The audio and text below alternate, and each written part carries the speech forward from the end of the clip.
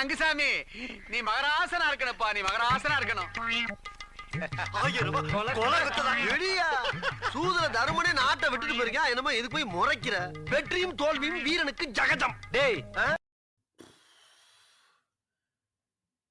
ஏதோ ஸ்லைட்டா பெட்டர் ஆனோமே நினைச்சு சந்தோஷப்படுறதா இல்ல மறுபடியும் தோத்துட்டோமேன்னு ஃபீல் பண்றதான்னு தெரியல.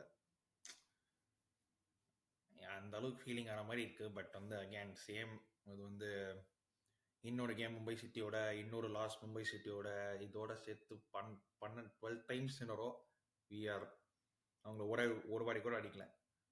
அதாவது வந்து அவங்களுக்கு வந்து இது வந்து ரைவரி இல்லை, இது வந்து பெஸ்ட் கண்ட்ரோல். அதாவது நம்மலாம் மும்பை சிட்டிக்கெலாம் நம்ம ரைவல்ஸே கிடையாது. அவ்வளோ பெஸ்ட் கண்ட்ரோல் மாதிரி இருக்கு. அவ்வளோ அவ்வளோ அவ்வளோ கேளமாக இருக்கு ஹெட் டு ஹெட் ரெக்கார்டு அவங்களோட. இந்த சீசன் 2 வாட்டியுமே ஆடியாச்சு. ஹோமில் ஒரு ட்ரா, அவையில் ஒரு லாஸ். லொக்கேஷன் வேற எங்கேயா இருக்குன்னு பார்க்கலாம். அது வேற ஊருக்கு வந்துருங்க, ட்ராவல் பண்ணேன். பார்த்த ஷோ மஸ்ட் கோ ஆன்ல. ஸோ இதான் என்னுடைய இது. Pick up tune watch along. Make sure you like, share and subscribe all that good stuff. I am only 13 away from 2900 subscribers. So hopefully இந்த வீடியோ மூலமாக அது கிடச்சிருந்தா நன்றாக இருக்கும். But coming to the game, அதாவது நாட் த டிப்பிக்கல் யூஸ்வலாக ஆடுற மாதிரி கேவலமாக ஆடல.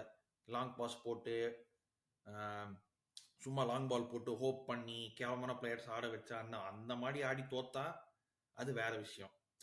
பட் இன்னைக்கு வந்து ஆக்சுவலாக கொஞ்சம் பெட்டராகவே ஆடி தோத்தோம். அதாவது வந்து சில வாட்டி வந்து சொல்லுவாங்க வந்து யூ ஹேவ் லைக் தோத்தாலும் அந்த பாசிட்டிவ்ஸ் எடுக்கணும் அப்படின்னு சில இடத்துல சொல்லுவாங்க. இந்த தோல்வி வந்து அவ்வளோவா நான் ஃபீல் பண்ணல அப்படிங்கிறது தான் உண்மை. ஐ மீன் செகண்ட் ஹாஃப்ல நான் அந்த பத்தி அப்புறம் வரேன். பட் அட்லீஸ்ட் வந்து ஒரு இவ்வளோ நாளாக கேவலமானதுக்கு அப்புறமா கொஞ்சம் பெட்டராக இருக்கிற மாதிரி இருக்கு. கொஞ்சம், அவ்வளோவா இல்லை, பட் கொஞ்சம் பெட்டராக இருக்கிற மாதிரி இருக்கு.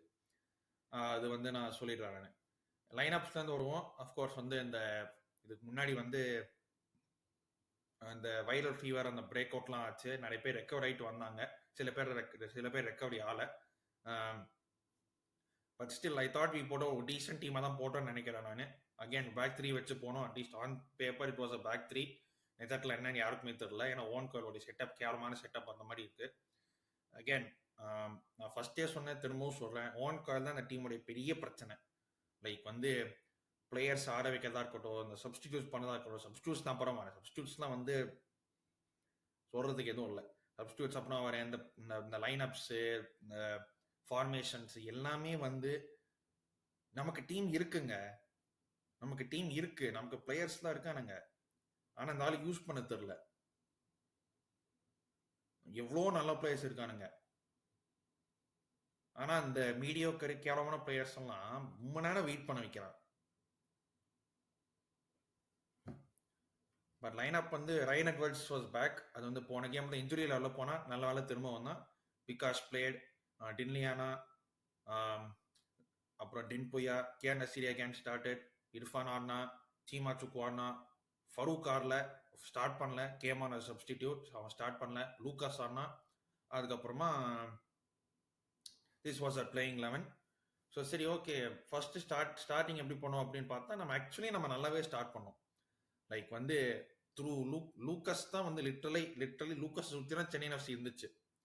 லைக் வந்து அவன் ஆடின விதமாக இருக்கட்டும், அந்த பொசிஷன்ஸ் ஹி வாஸ் டேக்கிங் அப், அந்த பாசஸ் போடுறதா இருக்கட்டும், அந்த ட்ரிப்ளிங்கு, அந்த ஸ்கில் செட்டு, அவனாக இருக்கட்டும் சரி, கேனஸியாக இருக்கட்டும் சரி, இர்ஃபான் அட் பாயிண்ட்ஸாக இருக்கட்டும் சரி, அந்த ஃப்ரண்ட் லைன் வந்து ஓரளவுக்கு நல்லாவே மூவ் ஆயிருந்துச்சு. கிரவுண்ட் பாஸ் போட்டு ஆடி இருந்தோம். நல்ல ஒரு ஃப்ளூயிட் ஃபுட்பால், டீசெண்டாக ஒரு பார்க்கறதுக்கு நல்லா இருந்துச்சு. கரெக்டாக தான் சொல்கிறேன், பார்க்கறதுக்கு நல்லா தான் இருந்துச்சு. நம்ம சென்னை எஃப்சி விளையாடுறது பார்க்கறதுக்கு நல்லா இருந்துச்சு. ஐ வாஸ் லைக் வாவ், இப்படியும் நம்ம விளையாடலாமே. இது 12 கேமுக்கு அப்புறம் தான் இது உங்களாம் ஆட முடிஞ்சதா. But at least better late then never அப்படின்னு சொல்லலாம். பட் என்ன பிரச்சனைன்னா ஃபைனல் தேர்ட்ல சுத்தமாக எதுவுமே இல்லை. லைக் அந்த மூவ்மெண்ட் இருந்துச்சு, பாசிங் இருந்துச்சு, மிட்ஃபீல்ட் நல்லா ப்ரெஸ் பண்ணுறோம். மிட்ஃபீல்டில் வந்து வி ஆர் ப்ரெஸ்ஸிங் நம்ம ஹை, பால் வாங்கணும். திரும்ப மும்பை சிட்டியும் கொண்ட பால்ஸ் கிவ் அவே பண்ணாங்க, அது வேற விஷயம். வந்து அவங்க நிறைய கிவ் அவேஸ் பண்ணாங்க, மிஸ்பிளேஸ் பாசஸ்லாம் பண்ணாங்க மும்பை சிட்டி எஃப்சி. லிட்டெல்லாம் வந்து இங்கே ட்விட்டர் இன்ஸ்டாகிராம்னு யோசிப்பீங்க, அந்த அளவுக்கு நிறைய கிவ் அவே இருந்துச்சு. ஸோ அவ வாங்கினோம். பட் ஃபைனல் தேர்ட்ல ஏதோ சரியா மாட்டல. சரி ஓகே ஏதோ ஸ்டார்ட் பண்ணுவோங்கிற பட்சத்தில் பார்த்தா ஒன்று 8 நிமிஷத்துலேயே கோல். அதாவது மிட்ஃபீல்டில் லிட்டரலாக வேன்னிஃப் ஓடலாம். வேன்னிஃப் இவ்வளோ ஸ்பேஸில் ஓடலாம். மிட்ஃபீல்ட் அவ்வளோ பெரிய ஓட்டை. இந்த பஞ்சதந்திரத்தில் வந்து ஜெயராம் சொல்லுவார்ல, எந்த பையனுக்கு ஹார்ட்டில் ஹோட்டை, அந்த மாதிரி நம்ம மிட்ஃபீல்டில் பெரிய ஹோட்டைங்கிற மாதிரி இவ்வளோ பெரிய ஓட்டை இருந்துச்சு. அந்த ஓட்டையில வேன்னிஃப் ரன் பண்ணுறான். வேன்னிஃப் ரன் பண்ணிட்டு ஒரு ஷார்ட் மேலே இருக்கான், பின்னாடி ஒரு ஃபவுல் ஆகுது. ரைன் எட்வர்ட்ஸ்க்கு மட்டும் ரைன் எட்வர்ட்ஸ் என்னடா கிளியரன்ஸ், ரைன் எட்வர்ட்ஸ் கேவலமான clearance. Carol is free 1-on-1 1-0 and thinking set பண்ண அவனே அப்படின்னு. பட் ஆக்சுவலி அதுக்கப்புறமா நல்லாவே ஆடணும். லைக் கிரவுண்ட் லைக் எல்லாமே அந்த movement, between the lines passes, அந்த லிங்க் அப் பிளே எல்லாமே நல்லா இருந்துச்சு. லூக்கஸ் தான் front and centre of everything. அந்த எல்லாமே அவர் சுற்றி தான் இருந்துச்சு. கேஆர் நசீர் அளவுக்கு நல்லா பாசஸ் போட்டான். Irfan Yadav at points he was pretty good. அந்த ஃப்ரண்ட் லைனை மூவ் பண்ணல. நாம்டே ஜித்தேந்திரா பால் நல்லா நல்லா வின் பண்ணாங்க பால்ஸை. பாசிங் ஒன்று சொதப்பிச்சு மிட்ஃபீல்ட்லேருந்து. பட் அட்லீஸ்ட் பால் வாங்கியிருந்தாங்க நல்லா. அந்த பால் வின் பேக் பண்ணியிருந்தாங்க நல்லா. ஒருத்தனை பற்றி பேசி ஆகணும். நான் முன்னாடி ஒருத்தன் குத்துக்கால் மாதிரி நிற்கிறான், சீமா சுக்கோ அப்படின்னு சொல்லிட்டு. எனக்கு சத்தியமாக புரியல எப்படி இருந்தாலும் 90 மினிட்ஸ் ஆடினா. இந்த ஆளு ஃபுல் 90 மினிட்ஸ்ல ஒரே ஒரு நல்ல கிராஸ் தான் போட்டா செகண்ட் ஹாஃப்ல. அது தவிர எதுவுமே பண்ணல. ஃபர்ஸ்ட் ஹாஃப்ல சும்மா பால் வாங்கினா வாங்கினாலே தவிர ஒரு டெஸ்டிங் உள்புற டெஸ்டிங் பண்ணல, ஒரு பால் கண்ட்ரோல் இல்லை, ஒரு பாசிங் இல்லை, எதுவுமே இல்லை இந்த ஆளு ஃபர்ஸ்ட் ஹாஃப்ல. லைக் நம்ம ஒரு அட்டாக்கோட மெயின் ஸ்டாப்பிங் பாயிண்டே அவனா தான் இருந்துச்சு. மீதியெல்லாம் ஓரளவுக்கு நல்லா ஒர்க் இருந்துச்சு. ஃபைனல் தேர்ட் மட்டும் சரியா வரல. பட் அந்த ஃபைனல் தேர்ட் மூவ் பண்ற வரைக்கும் அந்த லூக்கஸ் பரமெல்லாம் வேற லெவலில் பண்ணியிருந்தான். தேனியமா ஓடுறதா இருக்கட்டும், அந்த பாசிங் மூவ்மெண்டா இருக்கட்டும், எல்லாமே நல்லா பண்ணியிருந்தான்.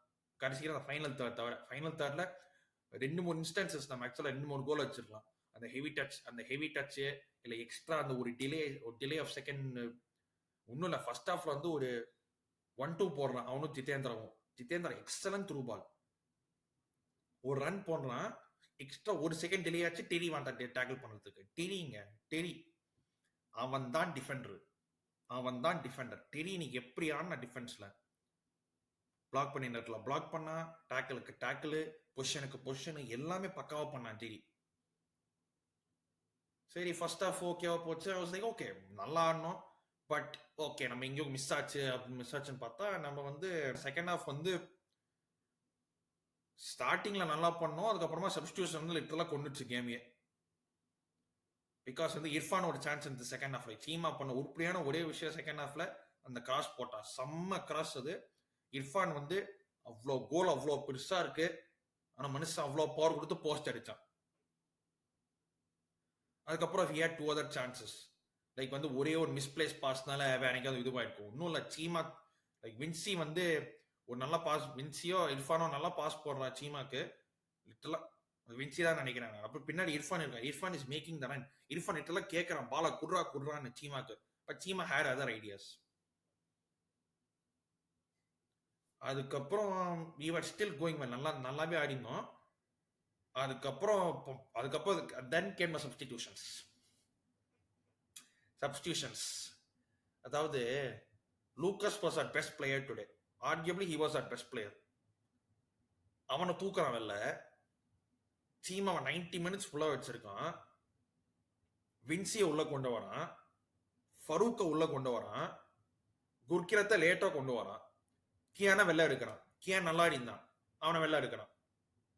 இல்லை எனக்கு புரியல. நான் மறுபடியும் சொல்றேன், கரெக்டாக தான் சொன்னேன் நான். லூக்கஸை வெளியே எடுத்தான், கியானை வெளியே எடுத்தான், சீமா ஸ்டேட் ஃபார் 90 மினிட்ஸ், குர்கிரத்தை லேட்டா வந்தான், வின்சி வரான் உள்ள, ஃபரூக் உள்ள வரான். லைக் இந்த ஆளுக்கு சத்தியமா சப்ஸ்டிடியூஷன்ஸ் தான் என்னன்னு தெரியுமா?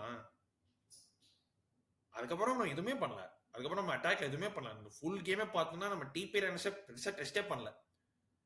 டிபி ரேனஸ் கால் மேல கால் போட உட்காந்துருக்கலாம் இதுல கோல்ல.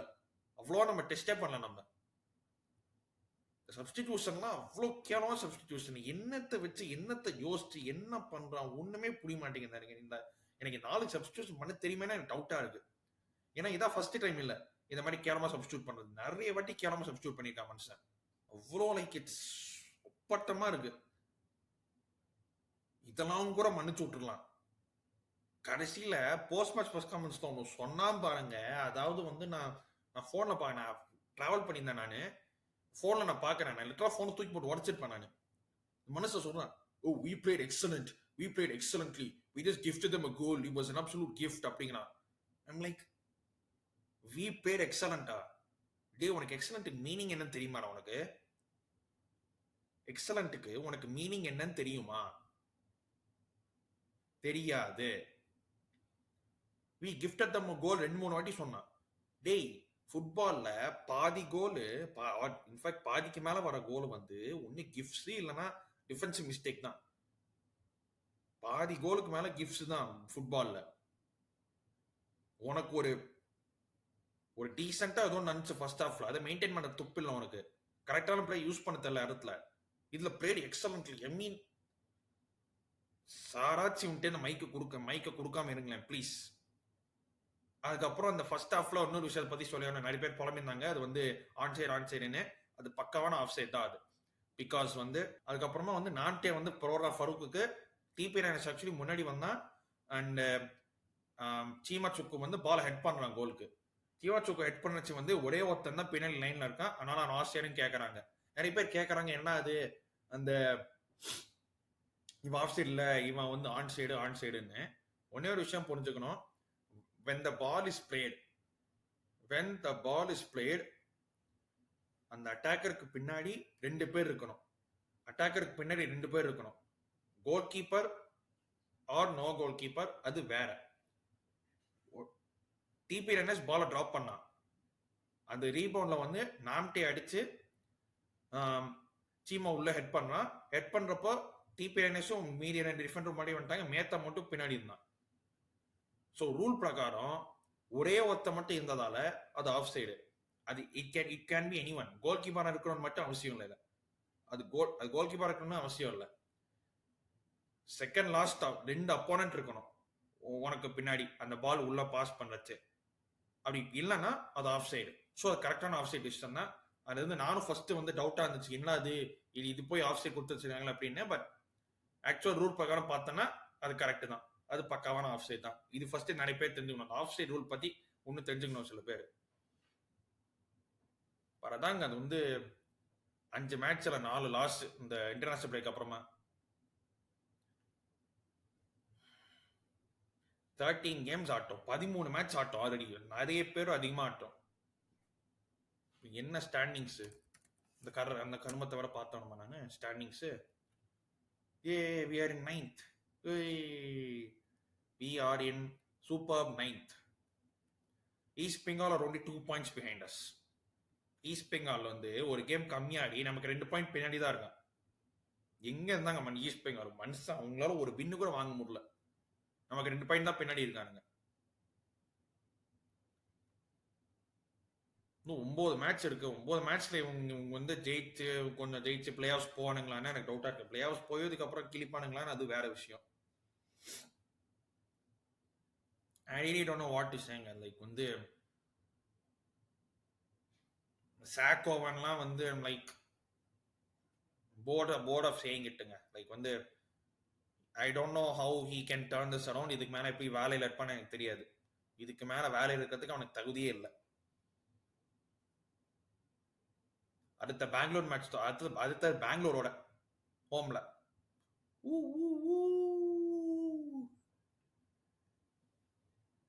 அதாவது நம்ம 2-0 3-0 கீழே தோத்தா ஆர் ஏதாவது நடந்துச்சுனாவே நம்ம சந்தோஷப்படணும். ஏன்னா பெங்களூர் அப்படி நல்லா ஆடிட்டு இருக்கானுங்க, நம்ம அவ்வளோ கீழே இருக்கும்.